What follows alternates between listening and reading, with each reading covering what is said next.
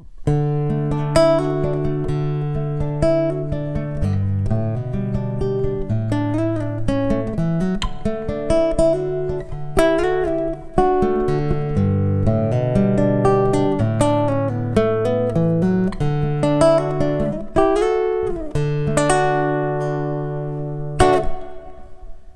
guys, how are we doing? It is Martin Cliff here. Welcome to another episode of My Guitars. This is number 28. Although I did actually give away a guitar over the summer, so technically only the 27th guitar in my collection. And this is something completely different from me. I think I'm right in saying this is the first nylon-strung classical guitar that I have ever owned.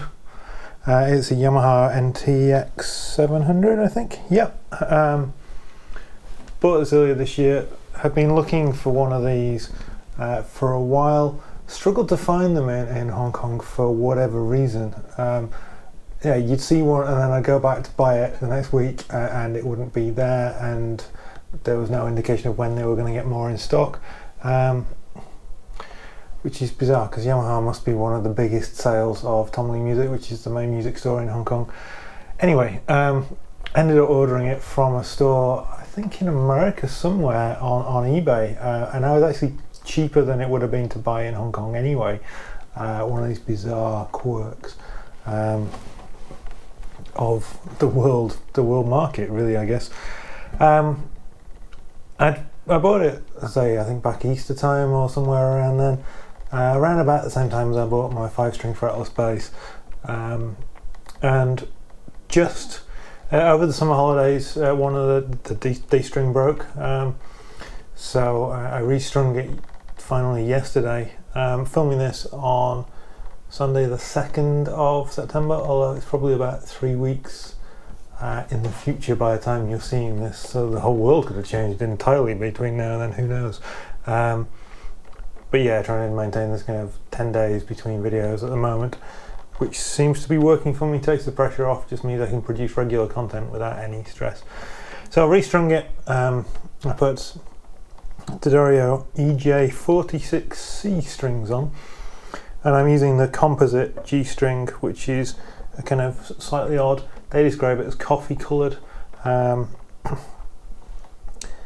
I say, I've never owned a nylon strung guitar before. So I've never got used to the idea of just how long it takes for them to settle down. Most of the strings seem to be reasonably okay now, but the E and B are still drifting in and out fairly rapidly. So I apologise if my tuning drifts through this video. I won't play too much, but it's a pretty simple guitar. It's got a wide neck, not wide for a classical neck. It's quite a friendly neck compared with a lot of them. I believe they make the NTX700, which is more of the concert classical guitar, and this is more a classical guitar for people who don't want to play classical guitar. Handy having the cutaway. Again, I don't know how much I'll use it. It's just, it was a tone that I was missing from my what I could offer. I never had any classical lessons. I don't have classical guitarist fingernails, but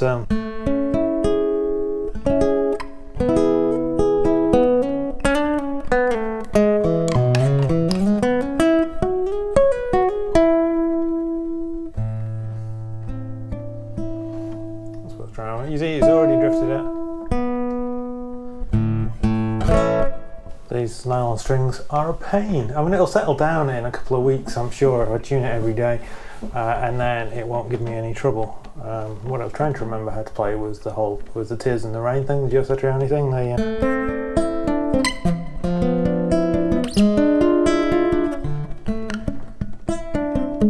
Which my hands don't want to allow me to do, say.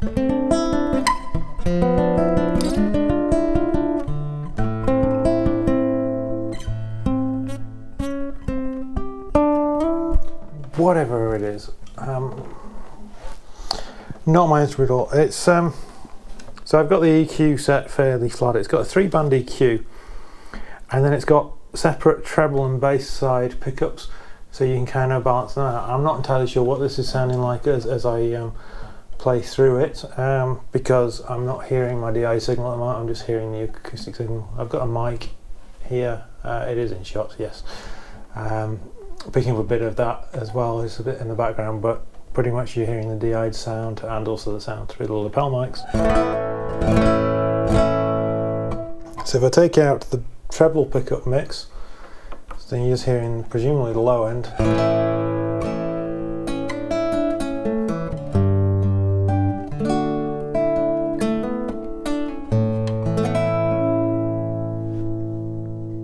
And if I turn that up and turn down the bass side knob,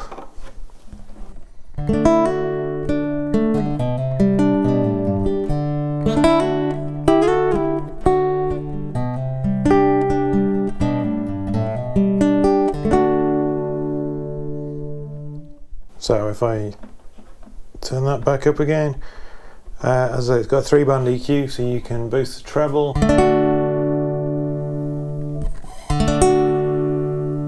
or cut the treble. Same with the mid-range.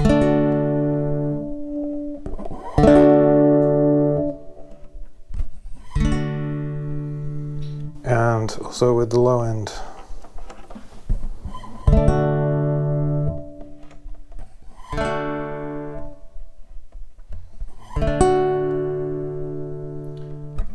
Now I've only used this in anger in a live situation once so far. I played at a church in early July, and then I had the pickup mix flat, the master volume pretty much all the way up, and the EQ flat, and it seemed to sound nice. So I guess if you've got any particular things that you're trying to avoid, then having those available to you is a good thing. But for what I'm doing,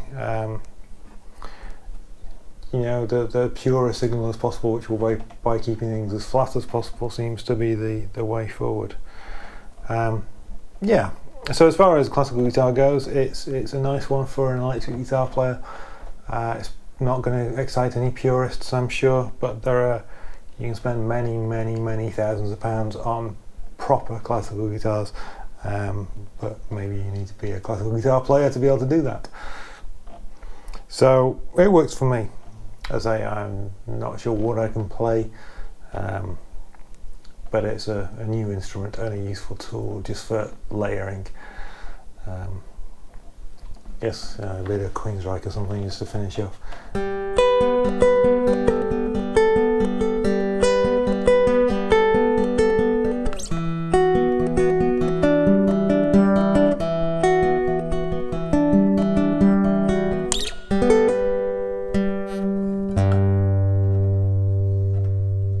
Till next time, take care. I'll speak to you soon.